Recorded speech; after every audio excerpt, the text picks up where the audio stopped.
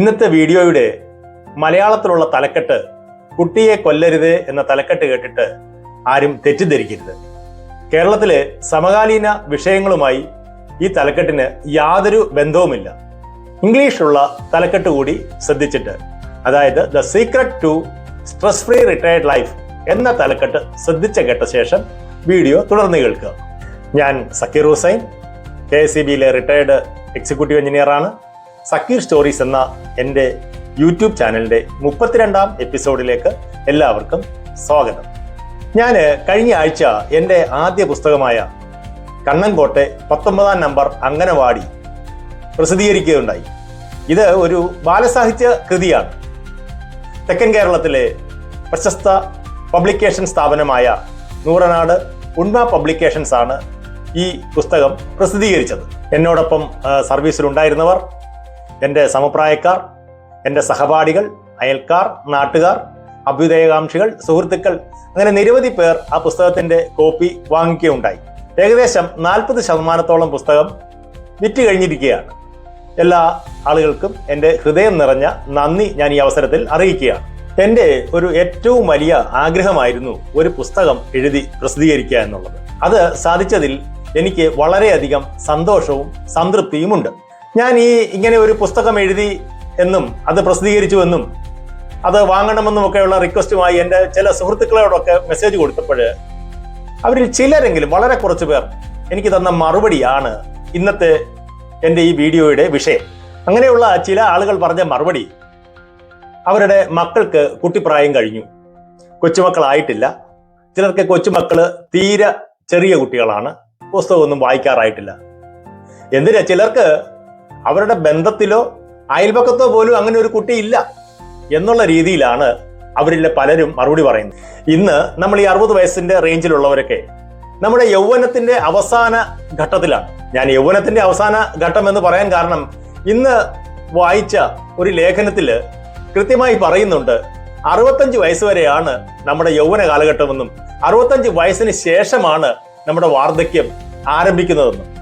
അപ്പോൾ ഈ യൗവന കാലഘട്ടത്തിന്റെ ഈ അവസാന ലാപ്പിൽ നമുക്ക് ഇങ്ങനെ നമ്മുടെ അയൽപക്കത്തോ നമ്മുടെ ബന്ധുക്കളായിട്ടോ നമുക്ക് വളരെ അടുത്ത കുട്ടികളൊന്നും ഇല്ല എന്നുള്ള അവസ്ഥയാണെങ്കിൽ അത് തീർച്ചയായിട്ടും നമ്മുടെ മാനസിക ആരോഗ്യത്തിന് ഒട്ടും ഗുണപ്രദമായിരിക്കില്ല എന്ന് ആദ്യമേ പറഞ്ഞുകൊള്ളട്ടെ. 2-3 കോപ്പിയൊക്കെ വാങ്ങിയവരും, അതേപോലെ തന്നെ എൻ്റെ നാട്ടിലെ അംഗൻവാടികളിലേക്കും LP സ്കൂളുകളിലേക്കും ഒക്കെ കോപ്പികൾ സ്പോൺസർ ചെയ്ത ആളുകളുമൊക്കെ ഉണ്ട്. അവരെ ഒന്നും വിസ്മരിച്ചുകൊണ്ടല്ല ഞാൻ ഈ വിഷയം തിരഞ്ഞെടുത്തിരിക്കുന്നത്.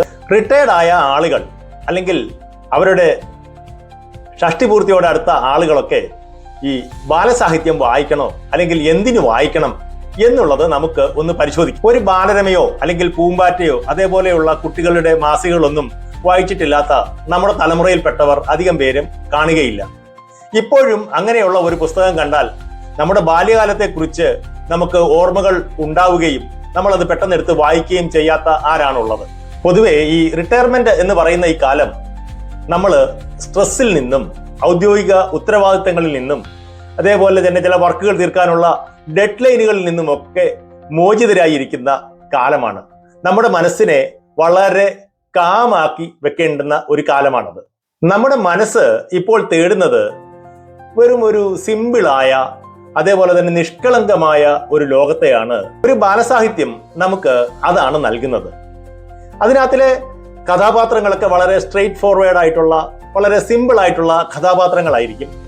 അതേപോലെ തന്നെ വളരെ നിഷ്കളങ്കമായ തമാശകളായിരിക്കും അതിലുള്ളത്. വളരെ മനോഹരമായ, മധുരകരമായ ഭാവന ഉണർത്തുന്നതായിരിക്കും ആ കഥകളൊക്കെ. ഒട്ടും ദുർഗ്രഹമല്ലാത്ത, വളരെ സുഗമമായ, ഒരു ഒഴുക്ക് പോലത്തെയുള്ള സുഗമമായ ഭാഷയായിരിക്കും സാധാരണ ബാലസാഹിത്യ കൃതികൾക്ക് ഉള്ളത്. എൻ്റെ പുസ്തകം അങ്ങനെയാണോ എന്നുള്ളത് പറയേണ്ടത് ഞാനല്ല, തീർച്ചയായിട്ടും അതിൻ്റെ വായിച്ചിട്ടുള്ള വായനക്കാരാണ് പറയേണ്ടത്. കുട്ടിക്കഥകൾ വായിക്കുന്നത് നമ്മുടെ മനസ്സിനെ ചെറുപ്പമാക്കാൻ സഹായിക്കും. നേരത്തെ പറഞ്ഞതുപോലെ ബാല്യ സാഹിത്യ കൃതികൾ ഇമാജിനേഷൻ, ക്യൂരിയോസിറ്റി, പ്ലേഫുൾനെസ് എന്നിവ കൊണ്ട് നിറഞ്ഞു നിൽക്കുന്നതായതുകൊണ്ട് നമ്മുടെ ന്യൂറൽ ഏജിങ് സ്ലോ ആയി മാറാൻ സാധ്യതയുണ്ട്. വായിക്കുന്നവരുടെ ക്രിയേറ്റിവിറ്റിയും അത് സ്റ്റിമുലേറ്റ് ചെയ്യുന്നതാണ്. നമ്മുടെ ആരോഗ്യനിലയെ മെച്ചപ്പെടുത്താനും ഇത് ഉപകരിക്കും. അതായത് കുട്ടിക്കഥകൾ ഒരിക്കലും കുട്ടികൾക്ക് മാത്രമായി ഉള്ളതല്ല. നമ്മുടെ ഓരോരുത്തരുടെയും മനസ്സിൽ ഒരു കുട്ടി ജീവിച്ചിരിപ്പുണ്ട്. ആ കുട്ടിയെയാണ് നിഷ്കരുണം കൊല്ലരുതെന്ന് ഞാൻ എൻ്റെ തലക്കെട്ട് കൊണ്ട് ഉദ്ദേശിച്ചിരിക്കുന്നത്. അതായത് നമ്മുടെ ഓരോരുത്തരുടെയും മനസ്സിൽ ഒളിഞ്ഞിരിക്കുന്ന ആ കുട്ടിയെ, ആ കുട്ടി മനോഭാവത്തെ നാം കണ്ടില്ല എന്ന് നടിക്കരുത്, അതിനെ ഇല്ലാതാക്കരുത്. അതിനെ വളർത്തിയെടുക്കുവാൻ ഈ പ്രായത്തിൽ നാം ശ്രമിക്കണം. തീർച്ചയായിട്ടും അത് വളരെയധികം സന്തോഷം പ്രദാനം ചെയ്യുന്ന ഒന്നായിരിക്കും.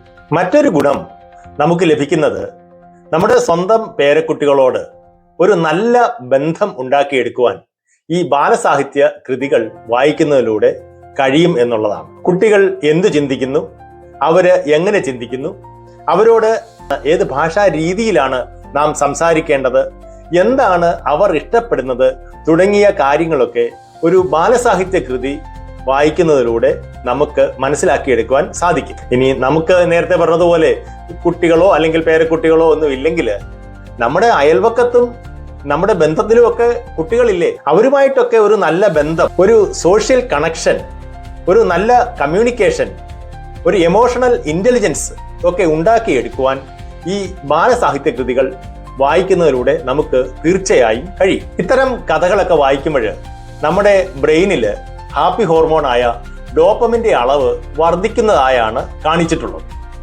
നമ്മുടെ BP ലെവല്, അതേപോലെ തന്നെ നമ്മുടെ ശരീരത്തിലെ സ്ട്രെസ് ഹോർമോണുകൾ ഒക്കെ കുറയുന്നതായും മനസ്സിലാക്കാൻ കഴിഞ്ഞിട്ടുണ്ട്. ചുരുക്കത്തിൽ നമ്മുടെ മനസ്സിന് ഒരു കൂളിംഗ് എഫക്റ്റ് നൽകുന്നതാണ് ഈ ബാലസാഹിത്യ കൃതികൾ. ശാന്തമായി ഒഴുകുന്ന ഒരു കാട്ടരുവിയുടെ തീരത്ത് വളരെ സ്വസ്ഥമായി നിൽക്കുന്ന ഒരു മാനസികാവസ്ഥയാണ് നമുക്ക് ഒരു ബാലസാഹിത്യ കൃതി വായിക്കുമ്പോൾ ഉളവാകുന്നത്. എൻ്റെ അങ്കണവാടി കഥകളിൽ കുട്ടികളുടെ സൗഹൃദത്തെക്കുറിച്ചും അധ്യാപകരോടും വയസ്സായവരോടുമുള്ള സ്നേഹത്തെക്കുറിച്ചും അവരോട് പെരുമാറേണ്ട രീതിയെക്കുറിച്ചും, കിളിയെപ്പറ്റിയും പൂക്കളെപ്പറ്റിയും പൂച്ചയെപ്പറ്റിയും അണ്ണാറക്കണ്ണനെ പറ്റിയും ഒക്കെ നമ്മുടെ ചുറ്റുമുള്ള പരിസ്ഥിതിയെക്കുറിച്ചും കൃഷിയെക്കുറിച്ചുമൊക്കെ ചില കാര്യങ്ങൾ സൂചിപ്പിച്ചിട്ടുണ്ട്.